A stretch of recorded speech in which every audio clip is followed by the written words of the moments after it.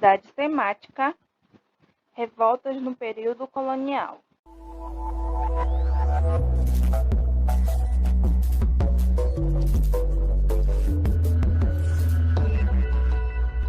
Conteúdo: a crise do sistema colonial, parte 1.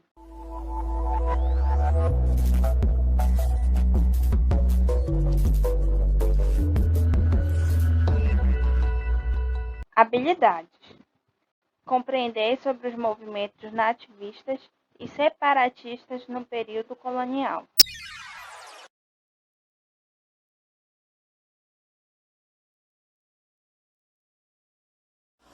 Olá pessoal, eu sou a professora Carolina Costa de Estudos Amazônicos. Sejam bem-vindos à nossa sala virtual, que foi criada com o objetivo de ajudar e facilitar os estudos em casa.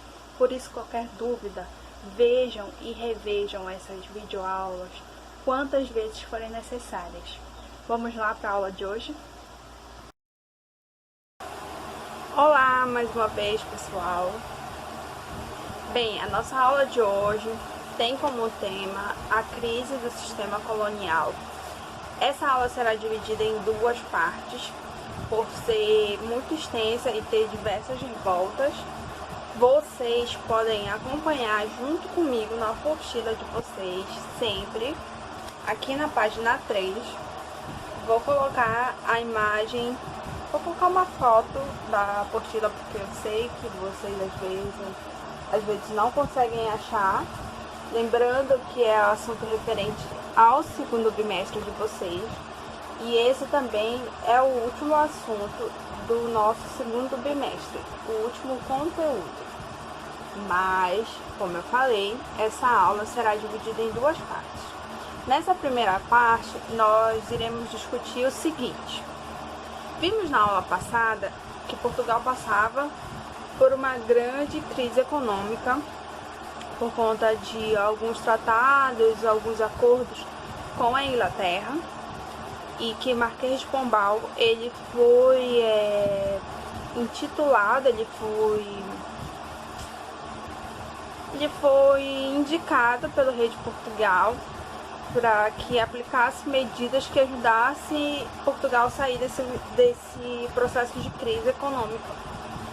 E um dos principais focos de Marquês de Pombal foi a colônia mais rentável, que era o Brasil, né? Nós sabemos disso. E que ele aplicou diversas medidas visando o social e o econômico da região. E do país todo, na verdade, né? Mas ele focou bastante na região da Amazônia por conta das suas riquezas naturais, por conta da sua posição geográfica estratégica. Vimos tudo isso na aula passada. Pois é, a aula de hoje ela é muito referente a isso. Por mais que Pombal tenha aplicado diversas medidas referentes à economia do Brasil, a primeira coisa que vai acontecer é a seguinte: ele aplicou medidas visando desenvolver a colônia do Brasil. Só que ao mesmo tempo que tu desenvolve, tu faz com que a colônia perceba que ela pode ser independente. Inclusive, ao final dessas revoltas é o que vai acontecer: o Brasil vai alcançar a sua independência. Porque se tu faz ele produzir, tu faz ele perceber que ele consegue andar sem sua metrópole principal, que era Portugal, né, sem o monopólio de Portugal, é muito mais fácil ele alcançar um conhecimento político, um conhecimento econômico e social, de forma que ele não precise mais ser subordinado a ninguém, que é o que vai acontecer. Essas revoltas que nós veremos na aula de hoje, elas não estão diretamente ligadas com a região da Amazônia, mas elas são essenciais, sim, no quesito de exemplo, digamos assim, no quesito de influência para revoltas que também irão acontecer aqui, grandes revoltas e muito importantes no que diz respeito a essa autonomia política, social e econômica, como a cabanagem, que é uma revolta muito importante para a história do Brasil, que aconteceu aqui na região da Amazônia. Então essas primeiras revoltas, que nós veremos que elas tinham por vezes um caráter nativista e outro separatista, vocês vão entender melhor o que é cada uma, elas influenciaram sim no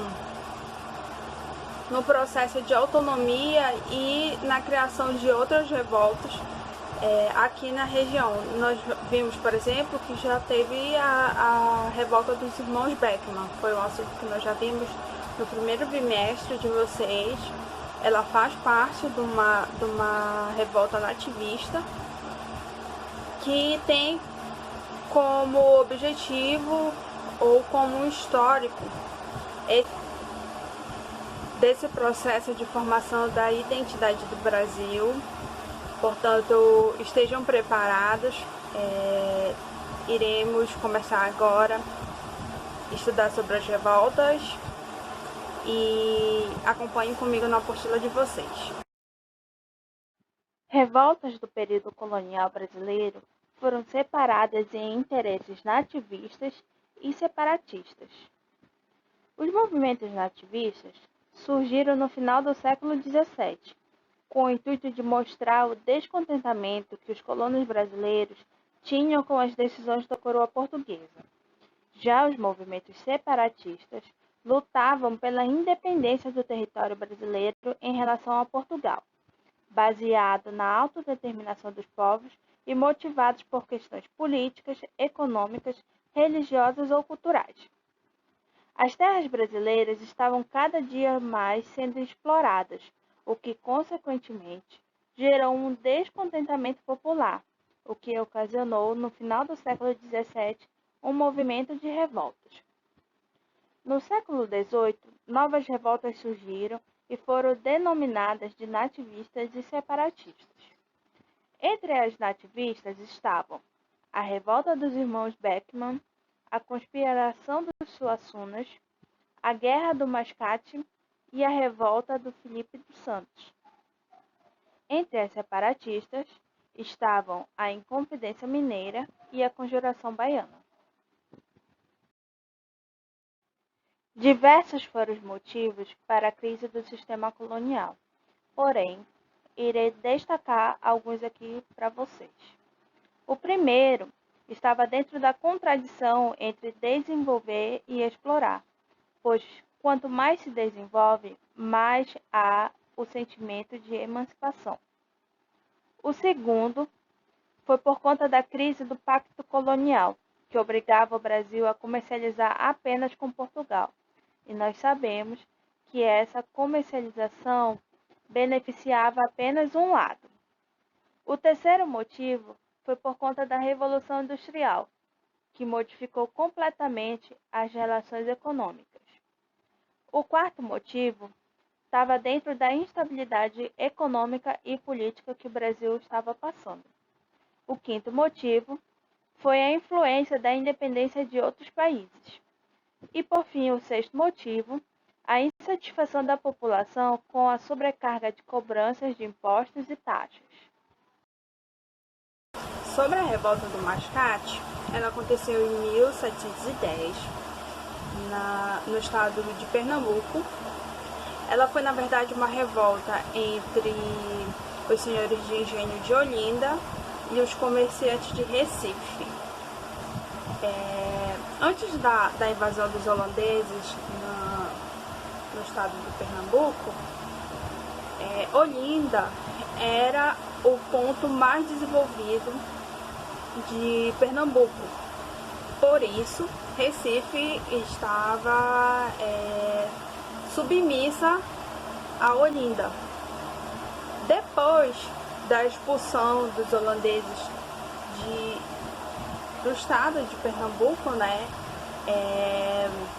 houve um boom, digamos assim, um desenvolvimento muito grande referente a Recife, ao ponto comercial de Recife, de modo que esses comerciantes que já estavam insatisfeitos desde o princípio, tomaram força em reivindicar a sua questão política administrativa.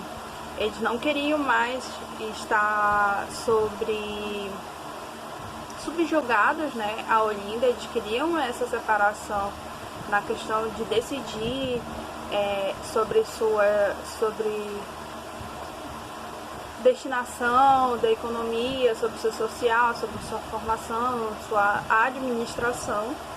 E eles conseguiram isso, inclusive, com a criação da Câmara Administrativa deles, que foi o marco principal dessa separação. Só que o conflito só foi se intensificando cada vez mais.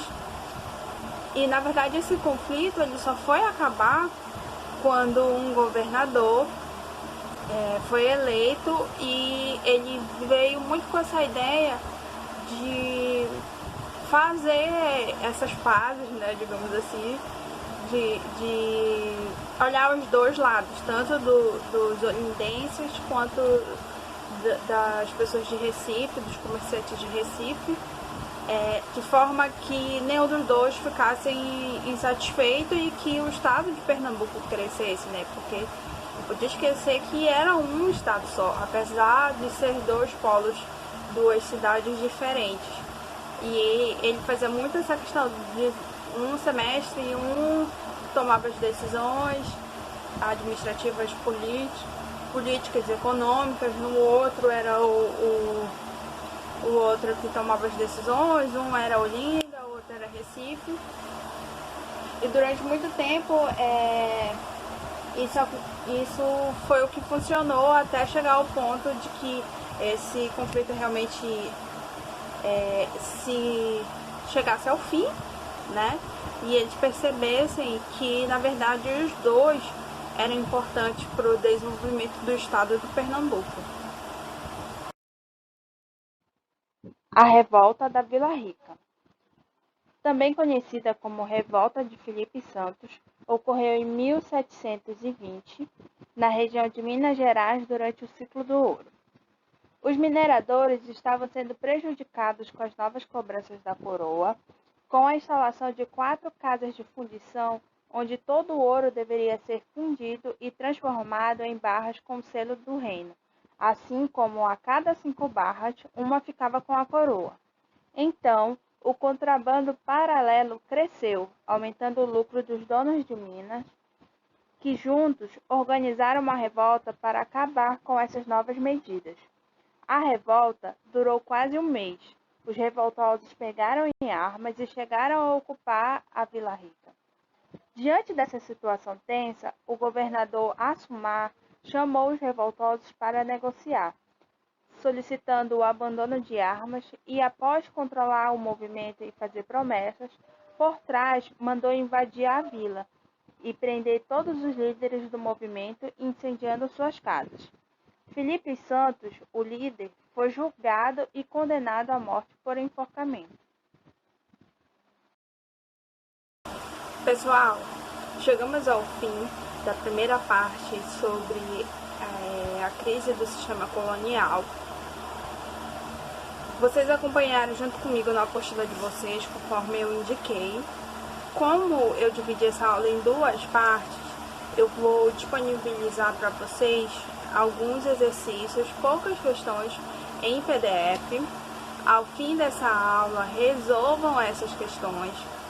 Dúvidas, consultem o material de vocês, ou deixem nos comentários, ou me procurem, pois eu estarei à disposição para ajudá-los no que for necessário. Nos vemos na próxima aula e até logo! A sua aula continua no próximo vídeo.